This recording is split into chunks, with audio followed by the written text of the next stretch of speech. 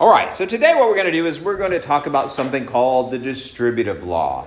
Now, the distributive law has lots of parts. In other words, you can use it in lots of different situations. But basically, the distributive law has to do with brackets. We're going to take some term, and remember this is just general form. A means anything, right? Times some other terms. Now in this case, how many terms do I have inside that bracket? 2 inside the bracket, right? And how many outside the bracket? 1. So we're really just talking about multiplying out a bracket here. But what you're going to see is we're going to talk about what happens when you can't combine the B and the C into one number or one term. Okay? So anytime you have a bracket like this, no matter how big or how small, so we have A times B plus C, what we're going to do is simply distribute the coefficient. Remember, coefficient just means the multiplier. Now, you're used to thinking of it as a number, but that doesn't always mean a number, does it? A coefficient is a multiplier. So in this case, A is the coefficient of this bracket. And I can tell it's a multiplier because it doesn't have anything between it and the bracket. Remember, that's one of our symbols for multiplication, is to have some number right in front of a bracket with no operation at all. Okay? And so what it means to do is to distribute that A throughout. Now, I hate that I even have to say this, but when you distribute something, you should do it in order. Okay? And I have to say it because it is the number one mistake students make when they're trying to do this, is they don't take them in order. So in other words, I'm going to multiply my A times my B first and get my answer. And then I'm going to take my A times my C and get an answer. And if they wouldn't combine here, they're not going to combine later. They're not going to be like terms. If they're not like terms in the beginning, they're not going to suddenly become like terms because you multiplied them by something. Okay? So it simply means take the coefficient times the first term.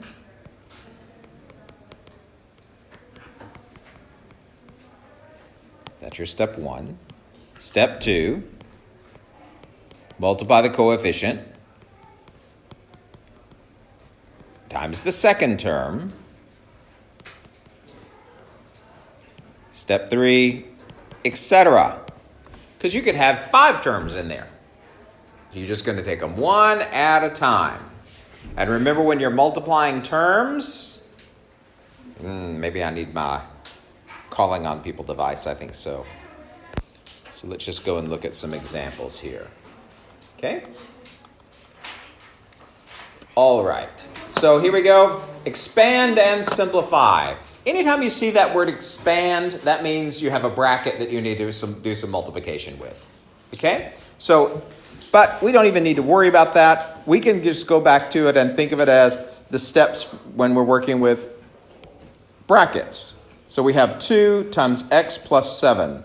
Because when we were talking about the order of operation, we talked about the specific order of operation for brackets. The first place you look is inside the bracket. See if there's anything you can do there. Inside this bracket, I have an x and a 7. Are those like terms? No. One of them is an x term. The other is a constant. So they're not like terms. Second thing you do is look for an exponent. Now remember, this doesn't happen very often, but when it does, you need to make sure it's the second thing you do, or otherwise everything else you do is wrong. Is there an exponent on my bracket? No. Okay? If there was, it'd be right there, but there's not. Okay? And then the third and last thing you look for is a coefficient, which simply means a multiplier. Do I have a coefficient or a multiplier in this case? Yes, it's the 2. And since I have more than one term inside the bracket, that means I need to distribute that 2 to every term in the bracket. So first I'm going to take 2 times my x. What's 2 times an x going to give me, guys? 2x. I can't really multiply into 2 and an x. You just shove them together, right? Then I'm going to take, and make me proud, 2 times my positive 7, which is going to give me what? Oh, you didn't make... there we go. Now I'm proud. Positive 14. Remember, you cannot have a number without its sign. Now, the first one, we didn't need to say positive 2x because you don't really worry about it so much with the first term.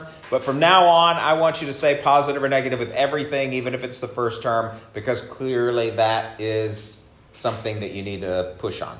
Okay? So from now, this point forward, can you say 2? You need to say either positive 2 or negative 2. All right? Okay. Good job. Okay, so it's fairly straightforward. You just need to be careful that you're making sure you watch your signs and you're multiplying each part of the term. Now, you can get more stuff going on. Let's see if they do that to you. Okay, so let's look at something like, let's see, 2p. We have 8 times 8a minus c. Okay, again, first we look inside. And remember this little tool I told you about? If there's ever a time when you're studying, working with something, take it off to the side and write the steps. So first we'll look inside. I have 8a and c. Are 8a and c like terms? No, because one's an a term and the other's a c term, right? Okay, good job. All right, what do I look for next, guys? Exponent on the bracket. Do I have an exponent on this bracket? No. Doesn't happen yet. It will. Okay? Step 3, I look for the coefficient. Remember, coefficient is just a fancy word for multiplier. Do I have a coefficient here? Yes, of 8. And since I have more than one term in the bracket, that means I need to distribute that 8 to every term in the bracket. So first, I'll take this times this. So it's positive 8 times positive 8a, which is going to give me what, guys? Positive 64a. Now, did I need to write the positive? No, I'm just doing it for effect. Okay? It's not wrong if you do write it, by the way. Now, I'm done with the 8a, but I still need to multiply the 8 times the next term. So it's positive 8 times negative c, which makes... Excellent. Positive times a negative is a negative. 8 times c is just 8c. And that's your answer. And again, because they weren't like terms up here, they're not going to turn into like terms down here, ever. Okay? So you look for them to be, see if they're like terms up there first. How's it looking?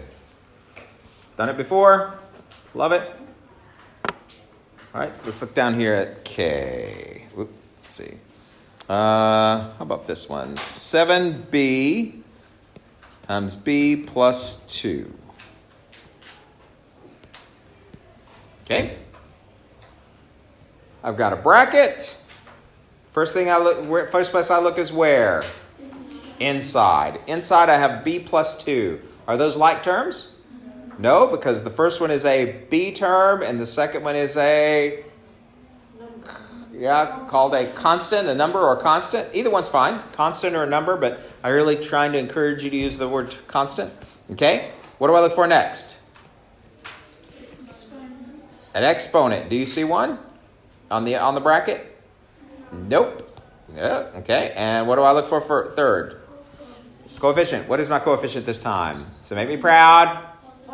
Positive 7b. There you go. So I'm going to multiply that times each term. So first I'll take the first two terms. If I multiply positive 7b times positive b, I'm going to get what? Excellent. Positive times a positive is positive. 7 times nothing just stays 7. And b times b is b to the second or b squared, whichever one you prefer. Good job. Now I still have to multiply it times the next term. So positive 7b times positive 2 is? Good job. Positive times positive is positive. 7 times 2 is 14. B times nothing just stays b. Piece by piece. Yeah? Yes? Sorry? This one has to be there. No question. This one is optional. Right? But if you didn't put it between them, you would end up with this. And that doesn't mean add them together. That means what? Multiply them because they're stuck together with no operation symbol. Good question. Okay? Alrighty. Let's see what else they do to you. Well, throw in some signs. You're going to get a lot of practice with these. Aren't you happy? All right. How about this one? -5. Oops, I'm on a race. -5 times 3 minus 4c. Lots of practice with signs, too, which is good, even though you all know your sign rules. We got a bracket, so first place we look is where? 3 minus 4c. Are those like terms? Nope. What do I look for next? Is there an exponent on the bracket? Nope. What do I look for last? Coefficient. Now let me warn you here, guys. What is the only thing we've been doing? Coefficient, which is the third thing you look for. And that is the most common thing as well. But the problem is that if any of this does happen, and you're not used to asking yourself first thing, second thing, third thing, then you're going to jump straight to coefficient and you're going to be wrong. If any of these do occur. So make sure you get in the habit of looking for things that you don't need as well. Think of it. You're walking down the street looking for Main Street. Does that mean you don't look at all the other street signs? You only look up? Yeah, you've got to look at the other signs to know which. It's just as important to know what street not to take as it is which one to take, isn't it? So make sure that you pay attention to all the things that can happen to you. This is a huge mistake for students. We only concentrate on the thing that we're looking at right then. All right? All right. Looking inside. Are 3 minus 4c like terms? Is there an exponent on the bracket? Is there a coefficient? Yes. There's a coefficient or a multiplier right in front of it. So, what is the coefficient in this case? -5. Thank you so much. So first I'm going to take -5 times +3. What is -5 times +3 going to make? There you go. Negative times a positive is negative. 5 times 3 is 15. Now I'm going to take the -5 times the next term. So what is -5 times -4c going to make, guys? There you go. Negative times a negative is a positive. 5 times a 4 is 20. And nothing times c just stays c. The c didn't change because you didn't have any other c's, right? And there's your answer. Now, for those of you who have had a little algebra in your background, you might not like the way this answer is written. Anybody remember why? You have your c and then you have your constant. And in traditional algebraic form, we would write this as 20c minus 15 because we like the variable terms to become before the number terms, before the constant terms. But it doesn't really matter. These two things are identical. If you want to write it like this, that's where you're going to be going, but it doesn't really matter. Okay? At this stage, it's not a make or break. Alrighty. Let's do one more. How about, this is a good one. -xy times positive 2y minus x. Okay? So we have a bracket. How many steps for a bracket? 3. Where do you look first? Inside. Are 2y and -x like terms? Nope. What do I look for next? Do you have an exponent on the bracket? Nope. What do you look for last? Coefficient. Do you have a coefficient? Yes. What is my coefficient or multiplier? -xy. I'm going to take that -xy times everything inside the bracket, one term at a time. So I'm going to take -xy times positive 2y's. Negative times a positive is a negative. Nothing times 2 just stays 2. X times nothing just stays. And y times y is piece by piece. There you go. Let's do the next one. Okay? And if you want to mark the one off that you've used, especially if you have like a long string of them, sometimes it's a good idea, but be careful because you might want to look back at it. So don't mark it off too much. Now let's do the next one. Negative times a negative is a? X times x is? Y times nothing stays? There you go. Are they like terms now? No. If they weren't like terms in the beginning, they can't suddenly become like terms now. Okay? All right. Oh, look at this. More. I love this game. All right. We're going to mix it up with some other things. So you've got to be careful here. Make sure that you know which part is a bracket. And I'm going to show you what I do, what a tool that you can always use to help you out here. So let's say, let's just do G. Say we have 16 minus 7 times 1 minus 3x. So since we have a lot more stuff going on here, we have to apply the order of operations. And the order of operations, BEDMAS says I need to do what first? The brackets. So first I need to take care of the brackets. And brackets have their own series of steps. But before I start with the bracket, what I want to do is I'm just going to underline the bracket. Now, being very careful, can you tell me where does this bracket actually begin? At the negative 7. Yeah, you bet. That sign is part of the coefficient. So the only thing that doesn't belong to that bracket is the 16. So what you're going to do is you're going to bring the 16 down, unchanged. Now, I know it takes more room to write, and yes, I want to see the problem written, and I want you to show all you're working on this. If you don't do it, though, you can make a stupid mistake. And I promise you that if you make a mistake based on the fact that you didn't simply communicate what you needed to on the paper, I will give you no credit whatsoever.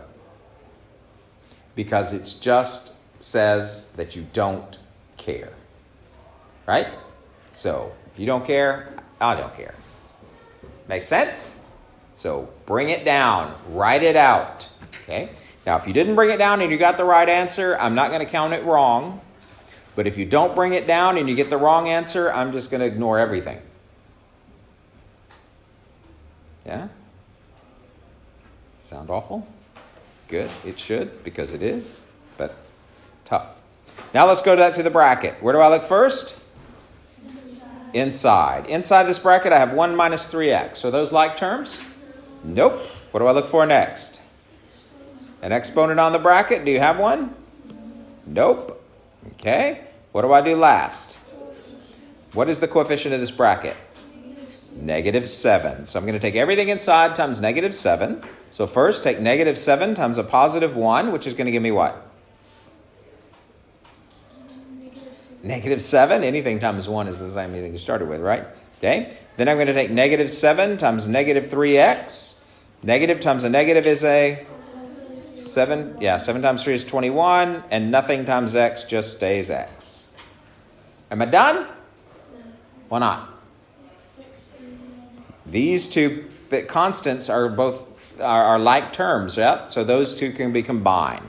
So 16 minus 7 is going to make what? Positive 9 plus 21x. And if you want to be really fancy, what could I do? Put the x term first. Now again, this one's fine, but traditionally we put the variable term first, but it's not wrong if you don't. Okay? Yet. If you made it to year 10 or 11 or something like that, and you did that, I would say, fix it. But for now, we're not worried about that so much. Okay? But whatever good habits you get into now, you'll take with you later, won't you? Okay. All right. So here, you could have more than one like term. Just combine your like terms. Okay. So what we're going to do is you're going to do some homework. Now, there are a ton of these. I don't think you need all of these in 7A. Now, what I'm going to say is, though, if you find yourself making mistakes, you should do more. But those of you who are making mistakes are actually going to choose to do less. Yes, I know how this works.